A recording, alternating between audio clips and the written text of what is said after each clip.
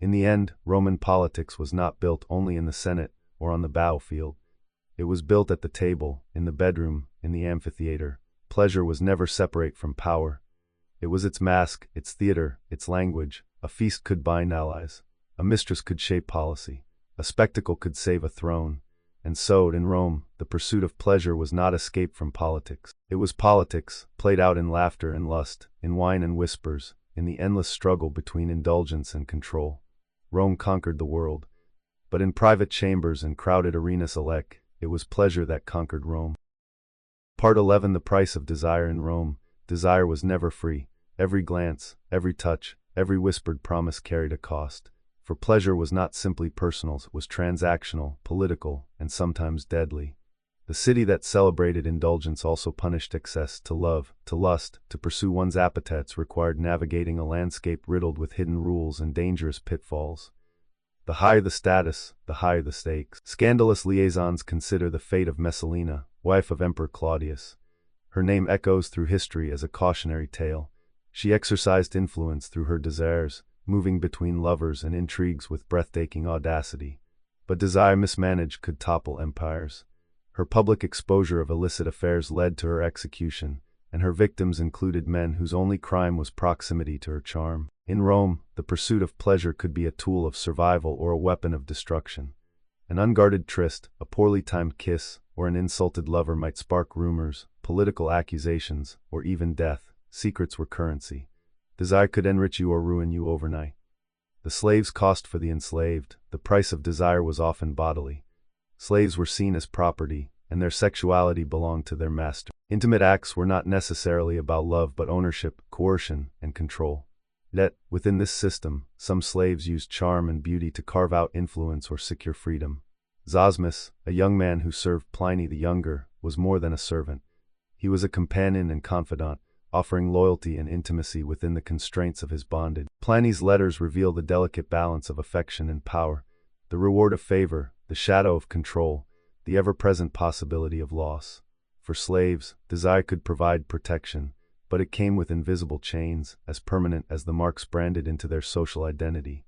Marriage and manipulation, even in legally sanctioned unions, desire exacted a toll.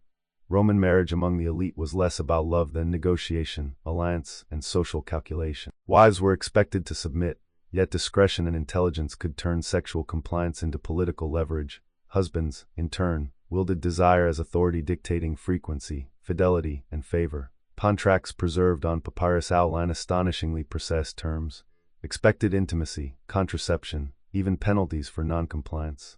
Love was optional, obedience was required. In such marriages, desire was both duty and danger, source of pleasure and potential trap. The poison of beauty. Rome demanded perfection at all costs, and beauty itself exacted a price. Cosmetics were lethal. Lead, mercury, antimony, all used to create pallor. Red lips or dark eyeliner slowly corroded the body. Women of the elite painted themselves to death over decades, a slow sacrifice in pursuit of social and sexual power. Depilation rituals inflicted pain in the name of fashion. Heated bronze tweezers, pine resin wax, pumice stones. These tools stripped hair from the body, leaving skin raw but socially acceptable. Tears were silent. Endurance was demanded. In this context, desire for beauty became entwined with survival, health, and political standing. To falter was to risk ridicule and diminished influence. Contraception and risk. Roman women navigated fertility with ingenuity and peril. Herbal concoctions, plant extracts, and toxic minerals were consumed to prevent conception, each with the potential to harm or kill. Sulfim, a plant nearly extinct from overharvesting, was prized for its contraceptive power, yet overdoses could be fatal. Abortions, too, were dangerous rituals.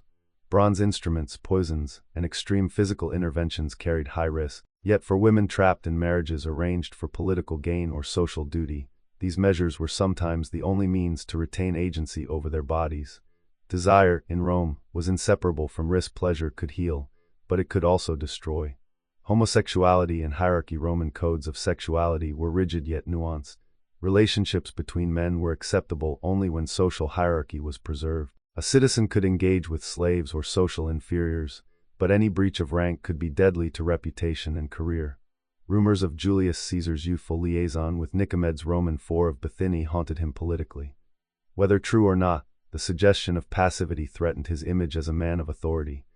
Power dictated desire, and desire dictated power. To misstep was to invite scorn, manipulation, or even assassination. The cost of pleasure in politics. Pleasure was a currency in the Roman political economy. Feasts, festivals, and sexual liaisons were carefully choreographed tools of influence. That mismanagement of that currency carried consequences. Emperors who indulged too boldly, like Elagabalus or Caligula, were assassinated or ridiculed into obscurity. Senators who failed to navigate desire with discretion were blackmailed or ruined. Even public entertainment carried risk. Gladiatorial games, theatrical performances, and erotic festivals were spectacles of control and manipulation, testing the balance between indulgence and overreach. The masses cheered excess yet demanded moderation. Desire was a tightrope between power and vulnerability, love, loss, and legacy, yet desire was not always strategic. Romans felt passion, jealousy, and heartbreak as intensely as anyone today. Poetry, letters, and memoirs reveal the vulnerability behind the performance of power. Callilus's poems show love that torments and possessive jealousy that wounds. Pliny mourned the death of his beloved slave Zosmus, recognizing a bond that exceeded legal or social definition.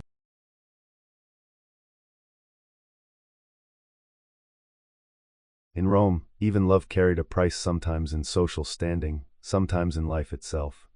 The most intimate acts, whether in bed or at the banquet table, were entangled with law, custom, and the ever-present shadow of political consequence. The mirror of desire. Looking back, we see that Roman desire was a mirror. It reflected the deepest structures of society. Power, hierarchy, gender, wealth, and law all shape how people loved, lusted, and lived. No act of intimacy was truly private. Every kiss, every touch, every whispered secret rippled outward into the currents of influence and survival. Desired in Rome exacted a cost in blood, health, reputation, and sometimes life itself. But it was also a source of agency, of cunning, of resilience. It could save the weak, elevate the clever, or destroy the careless. In the shadowed corridors of villas, in the crowded baths, in the amphitheaters and banquets, desire ruled silently, invisibly, but with absolute power. To understand Rome, one must understand this calculus of pleasure and peril, the price paid for love, lust, and power. Part 12. Contracts of the bed. In Rome, the bedroom was as much a place of negotiation as it was of intimacy. Beyond the flickering candlelight and perfumed air lay the rigid structures of law, expectation, and duty. To enter a marriage bed was to enter a contract, both social and legal, where every act of desire was mapped, measured, and regulated. Marriage's legal framework for the elite, marriage was far from a private affair. Contracts were meticulously drafted on papyrus and bronze tablets, spelling out obligations that modern readers might find astonishing. Wives were expected to comply with their husbands' demands, from frequency of sexual union to acceptable forms of contraception. Penalties for noncompliance were severe, often financial, sometimes social. Yet within these constraints, women found room for maneuver. Compliance could be leveraged into influence. A wife's knowledge of her husband's desires, the timing of alliances, or the management of household secrets could transform her bedroom obedience into political currency. Desire became strategy, and the bed a theater of negotiation.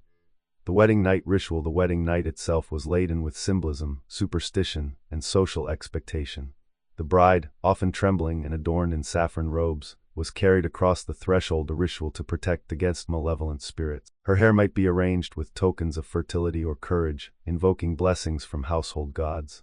Older matrons, who had mastered the arts of marriage and childbirth, guided her into her new life.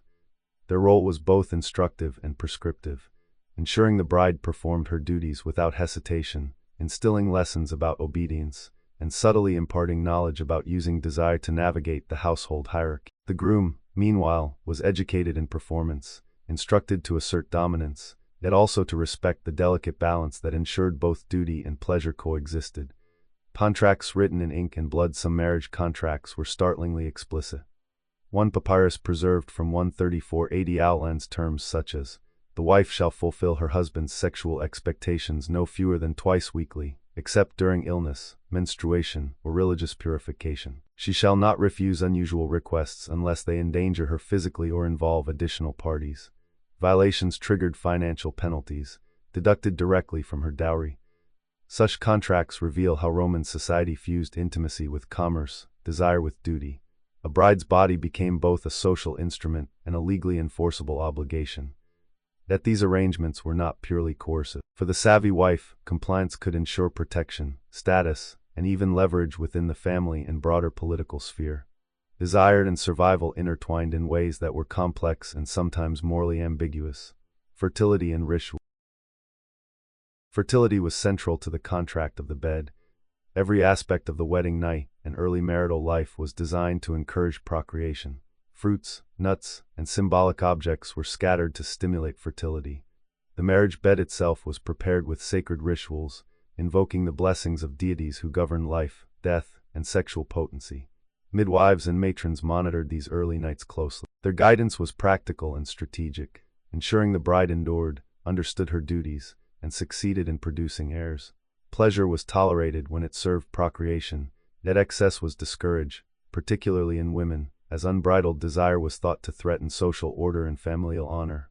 Control and negotiation. Roman women, even within rigid contracts, exercised subtle control. Knowledge of medicines, herbs, and sexual techniques allowed them to manage fertility, delay conception, or secure personal safety. Contraceptive practices, risky and often dangerous, could be employed discreetly, a quiet assertion of autonomy within a system designed to restrict choice. Men, too, navigated the bed as a terrain of influence. Mastery of sexual performance could consolidate alliances, reinforce social status, and demonstrate authority. A husband who mismanaged desire risked scandal, impotence in the eyes of society, and loss of political credibility. The bedroom, in essence, was a theater where power, pleasure, and survival played out with equal intensity. Divorce and consequences. Contracts of the bed were not immutable. Divorce was legally simple for men, but socially complicated for women. Termination of marriage disrupted alliances, shifted property rights, and threatened reputation. Women could lose dowries, children, and social standing, while men faced fewer consequences.